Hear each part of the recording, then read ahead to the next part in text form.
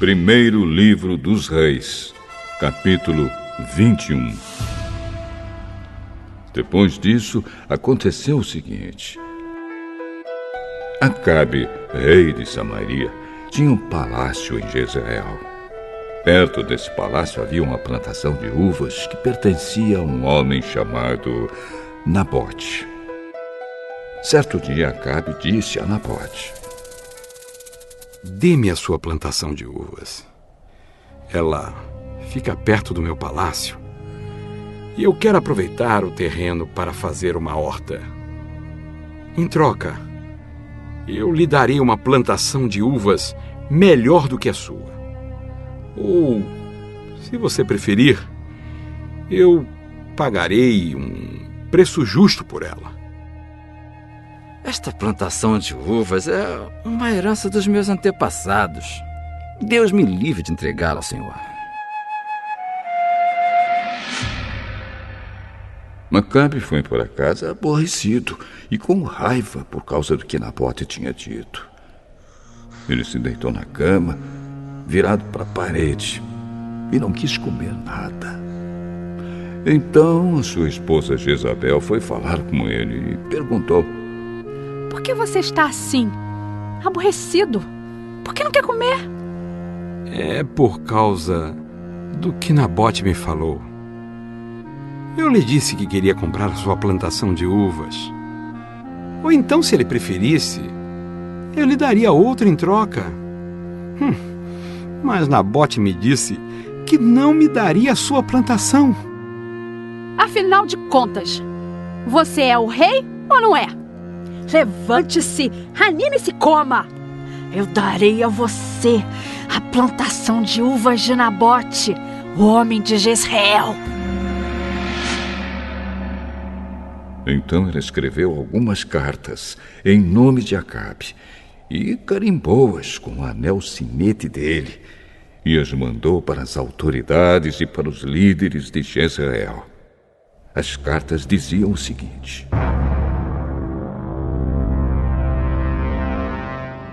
"Mandem avisar que vai haver um dia de jejum. Reúnam todo o povo e ponham Nabote no lugar de honra. Ponham sentados na frente dele 2 homens de mau caráter para acusarem Nabote de ter amaldiçoado a Deus e ao rei. Depois levem Nabote para fora da cidade e o matem a pedradas."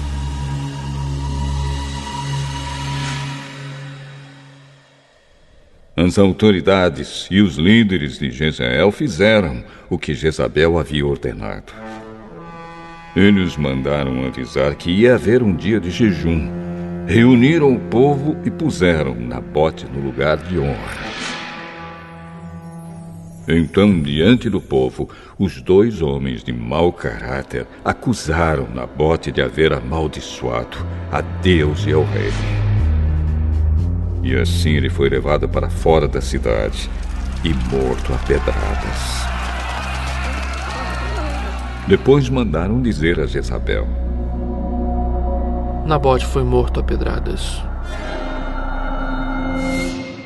Logo que Jezabel recebeu o recado, disse a Acabe: Nabote morreu. Agora vá e tome posse da plantação de uvas que ele não quis vender a você. Logo que soube que Nabote estava morto, Acabe foi até a plantação de uvas e tomou posse dela. Então o Senhor Deus disse a Elias, o profeta de Tisbe: "Vá falar com Acabe, rei de Israel, que mora na cidade de Samaria. Você o achará em Jezreel, na plantação de uvas de Nabote." Ele foi até lá para tomar posse dela. Diga a Acabe que eu, o Senhor, estou dizendo a ele: você mata o homem e ainda fica com a propriedade dele. Diga a Acabe que o que eu estou dizendo é isto: no mesmo lugar onde os cachorros lamberam o sangue de Nabote, eles lamberão o seu próprio sangue. quando Acabe viu Elias, perguntou: Você já me achou, meu inimigo? Achei, sim. Porque você se entregou completamente a fazer o que o Senhor Deus considera errado. Por isso, ele lhe diz: eu vou fazer com que a desgraça caia sobre você. Vou acabar com você. E vou me livrar de todos os homens da sua família, tanto os jovens como os velhos. Vou fazer com a sua família o mesmo que fiz com a família do rei Jeroboão, filho de Nebate, e com a família de Baasa, filho de Aías. Pois você levou o povo de Israel a pecar. E isso me provocou e me fez ficar irado. E quanto a Jezabel, o Senhor Deus diz que os cachorros comerão o seu corpo na cidade de Jezreel. Os parentes dela que morrerem na cidade serão comidos pelos cachorros. E os que morrerem no campo serão comidos pelos urubus. Não houve ninguém que tivesse se entregado tão completamente a fazer coisas erradas que não agradam ao Senhor como fez Acabe. E tudo ele fez por sugestão da sua esposa Jezabel. Acabe cometeu os pecados mais vergonhosos, adorando ídolos, como haviam feito os amorreus, o povo que o Senhor havia expulsado do país, conforme o povo de Israel tinha ido avançando. Quando Elias acabou de falar, Acabe rasgou as suas roupas, jogou-as longe e vestiu uma roupa de pano grosseiro. Ele não comia nada, dormia em cima de panos grosseiros e andava triste e abatido. Então o Senhor Deus disse ao profeta Elias: Você viu como Acabe se tem humilhado diante de mim? Já que ele está fazendo isso, não será durante a vida dele que vou trazer a desgraça que prometi. Será durante a vida do filho dele que eu vou fazer cair a desgraça sobre a família de Acabe.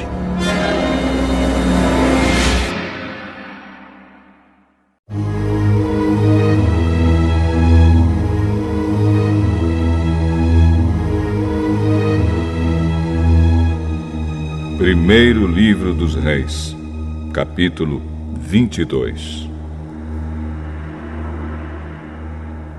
Durante os 2 anos seguintes, houve paz entre Israel e a Síria.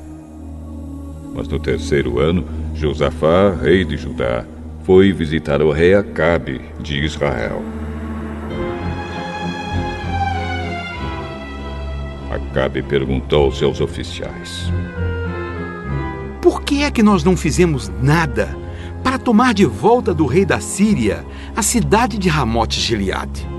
Vocês sabem que aquela cidade é nossa. Então ele perguntou ao rei Josafá: Você vai comigo atacar Ramote? Quando você estiver pronto para a batalha, eu também estarei. E assim também os meus soldados e a minha cavalaria. Mas primeiro, vamos consultar a Deus, o Senhor. Aí Acabe mandou chamar os profetas, que eram uns 400, e perguntou: Devo atacar a cidade de Ramote ou não? Ataque, pois Deus lhe dará a vitória. Mas Josafá perguntou: Não existe aqui mais nenhum profeta para nós consultarmos o Senhor por meio dele? Existe outro, que se chama Micaías, filho de Imla. Mas eu tenho ódio dele, porque nunca profetiza para mim o que é bom, mas só o que é ruim. Ah, não fale desse jeito. Então Acabe chamou um oficial e mandou que ele fosse imediatamente buscar Micaías.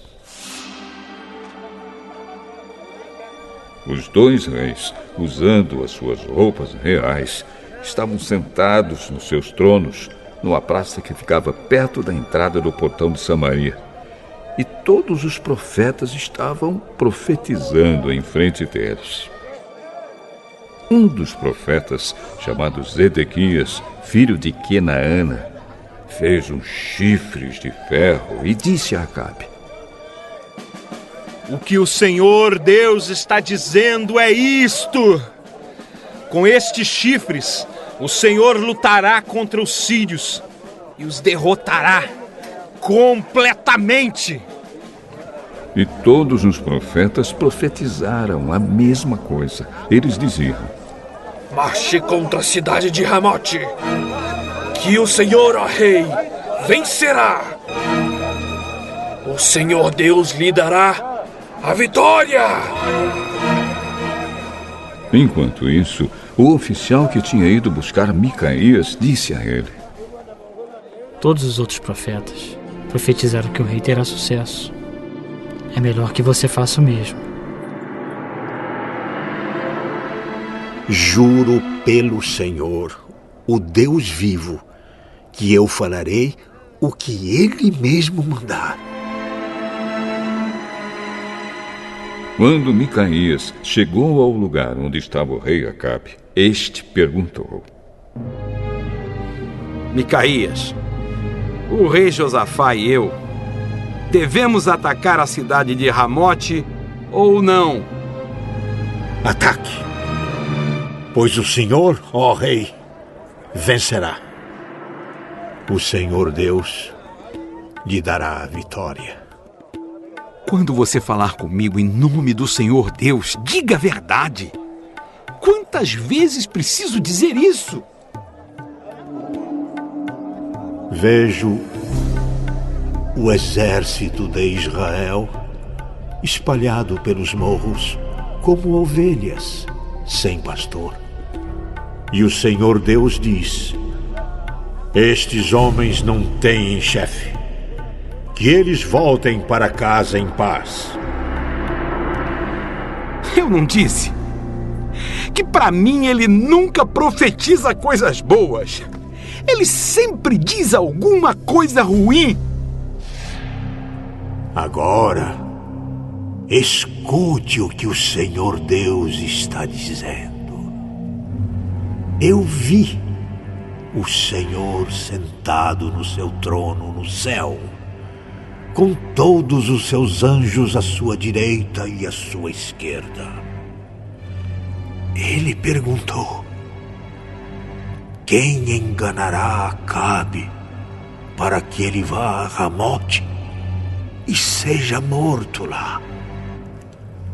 Alguns anjos disseram uma coisa e outros disseram outra, até que um espírito se apresentou e disse: eu enganarei Acabe.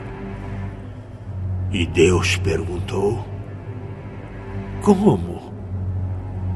E o espírito respondeu: eu irei e farei com que todos os profetas de Acabe digam mentiras.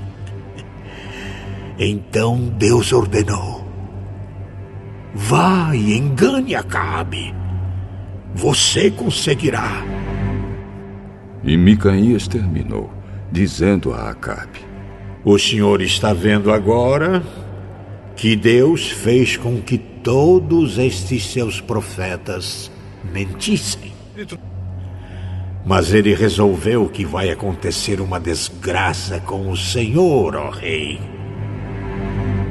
Então o profeta Zedequias chegou perto de Micaías, deu um tapa na cara dele e perguntou: quando foi que o Espírito do Senhor saiu de mim e falou com você? Você descobrirá isso quando entrar em algum quarto dos fundos tentando se esconder. Aí o rei Acabe deu a seguinte ordem a um dos seus oficiais: prenda Micaías e o leve a Amon, o governador da cidade e ao príncipe Joás. Diga a eles que o joguem na cadeia e o ponham a pão e água, até que eu volte são e salvo. Se o senhor, ó rei, voltar em paz, então, de fato, o Senhor Deus não falou por meio de mim. Todos aqui, deem atenção àquilo que eu profetizei. Assim, o rei Acabe de Israel e o rei Josafá de Judá foram atacar a cidade de Ramote Gileade. Acabe disse a Josafá: quando formos entrar na batalha, eu vou me disfarçar. Mas você use as suas roupas de rei. E assim o rei de Israel entrou disfarçado na batalha. O rei da Síria havia mandado que os 32 capitães dos seus carros de guerra não atacassem ninguém, a não ser o rei de Israel. Por isso, quando viram o rei Josafá, pensaram que ele era o rei de Israel e foram atacá-lo. Mas Josafá gritou, e aí eles viram que aquele não era o rei de Israel e pararam de atacá-lo. No entanto, um soldado sírio atirou uma flecha que por acaso atingiu o rei Acabe entre as juntas da sua armadura. Então ele gritou para o condutor do seu carro: fui ferido! Dê a volta e me leve para fora da batalha! Enquanto a batalha ficava cada vez mais forte, seguraram o rei Acabe de pé no seu carro de guerra, de frente para os sírios. O sangue dele escorria do seu ferimento para o fundo do carro. E à tarde, ele morreu. Ao pôr do sol, foi dada ao exército dos israelitas a seguinte ordem: que cada homem volte para a sua própria região e para a sua cidade. E assim morreu o rei Acabe. O seu corpo foi levado para Samaria e sepultado. E, quando lavaram o carro dele na represa de Samaria,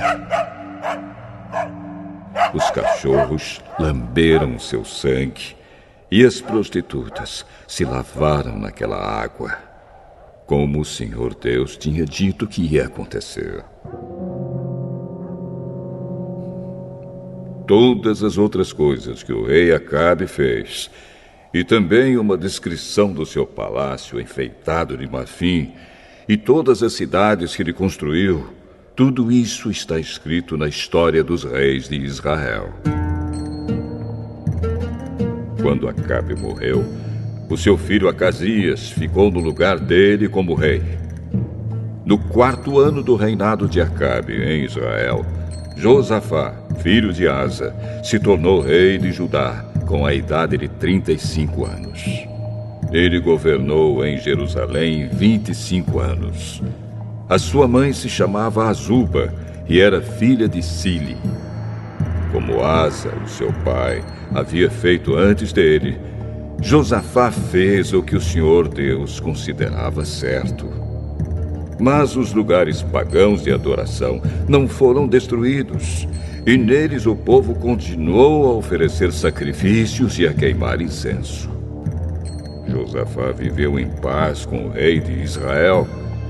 Todas as outras coisas que Josafá fez, toda a sua coragem e as suas batalhas estão escritas na história dos reis de Judá.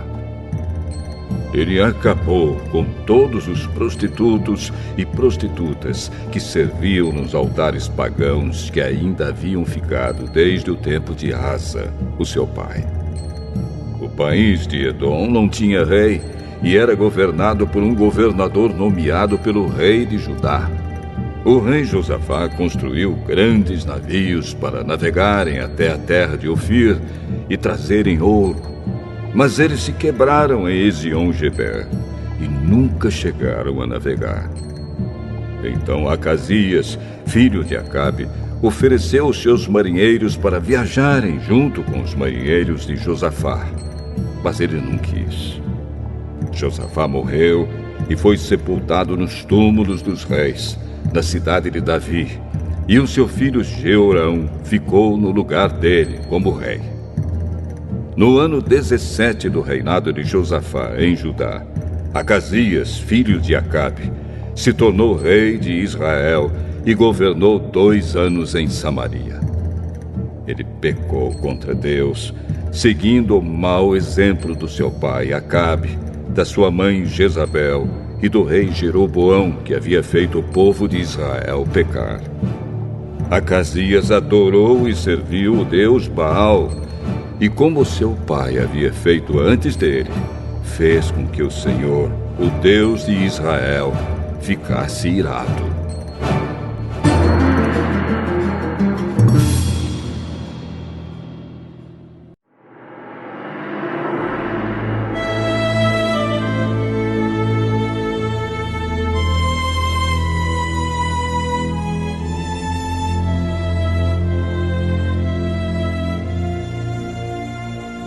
Hebreus, capítulo 13. Continuem a amar uns aos outros como irmãos em Cristo. Não deixem de receber bem aqueles que vêm à casa de vocês, pois alguns que foram hospitaleiros receberam anjos sem saber. Lembrem dos presos, como se vocês estivessem na cadeia com eles. Lembrem dos que sofrem, como se vocês estivessem sofrendo com eles. Que o casamento seja respeitado por todos, e que os maridos e as esposas sejam fiéis um ao outro. Deus julgará os imorais e os que cometem adultério. Não se deixem dominar pelo amor ao dinheiro, e fiquem satisfeitos com o que vocês têm, pois Deus diz: eu nunca os deixarei e jamais os abandonarei.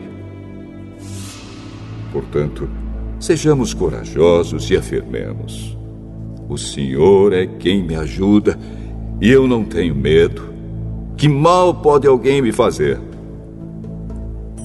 Lembrem dos seus primeiros líderes espirituais que anunciaram a mensagem de Deus a vocês. Pensem como eles viveram e morreram e imitem a fé que eles tinham. Jesus Cristo é o mesmo ontem, hoje e sempre.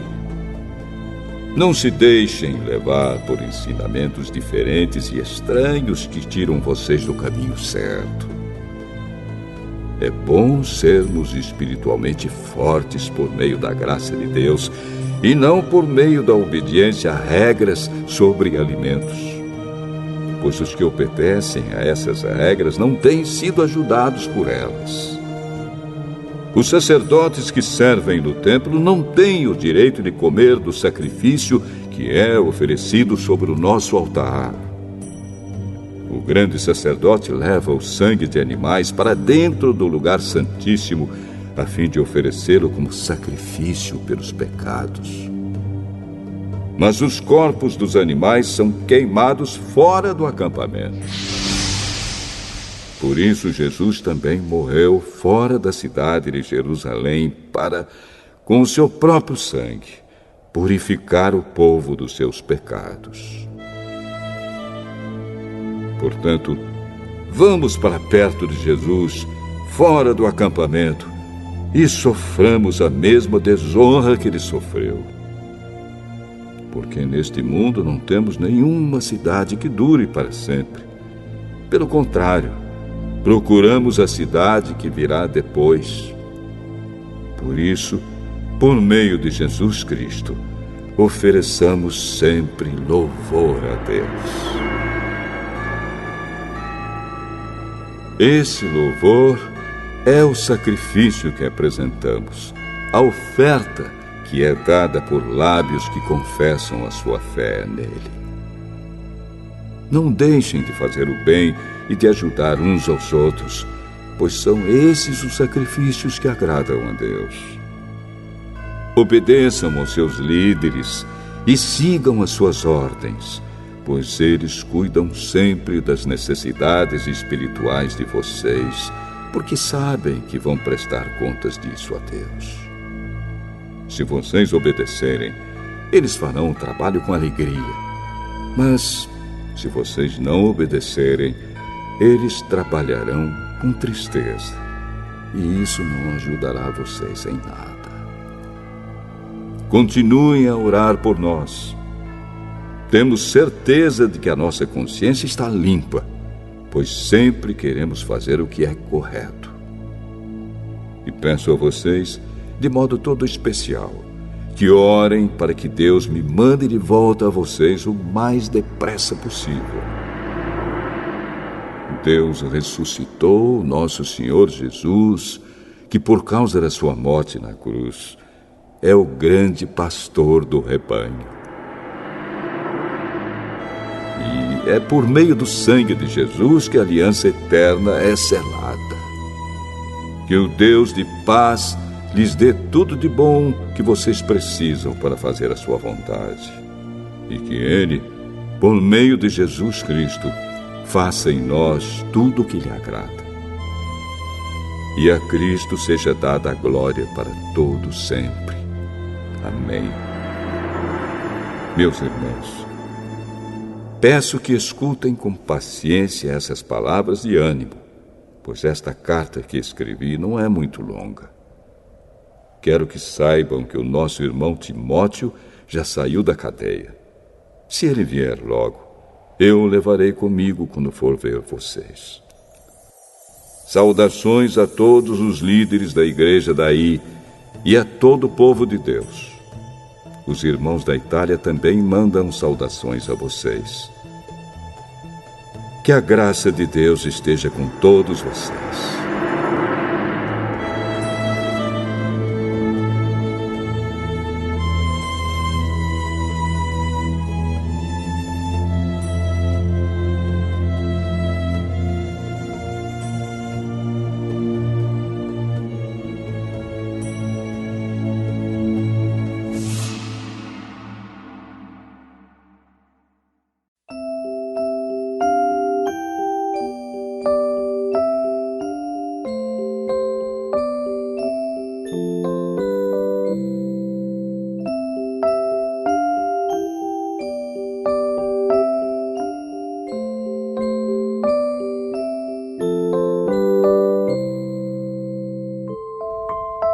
Provérbios, capítulo 10.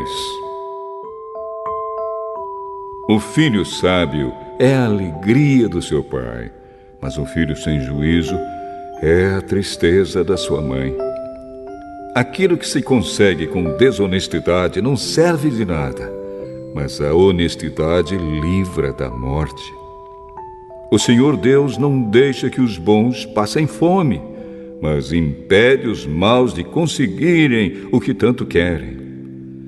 O preguiçoso fica pobre, mas quem se esforça no trabalho enriquece. Quem tem juízo colhe no tempo certo, mas quem dorme na época da colheita passa vergonha.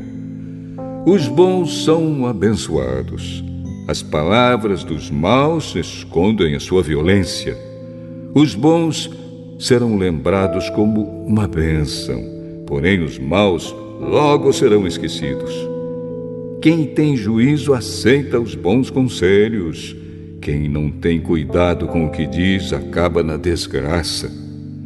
A pessoa honesta anda em paz e segurança, mas a desonesta será desmascarada.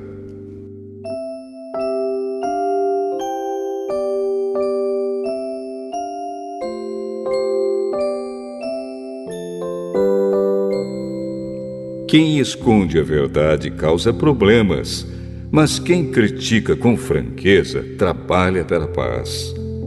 As palavras dos bons são uma fonte de vida, mas as palavras dos maus escondem a sua violência.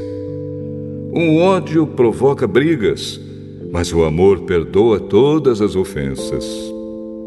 A pessoa sábia diz palavras de sabedoria, mas aquela que não tem juízo precisa ser castigada. Os sábios guardam todo o conhecimento que podem, mas o tolo, quando fala, logo traz desgraça.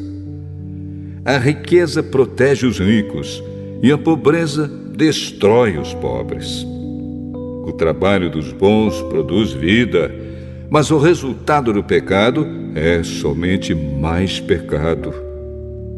Aquele que aceita ser repreendido anda no caminho da vida, mas quem não aceita cai no erro. Com as suas palavras, o mentiroso esconde o seu ódio. Quem espalha mexericos não tem juízo. Quanto mais você fala, mais perto está de pecar. Se você é sábio, controle a sua língua.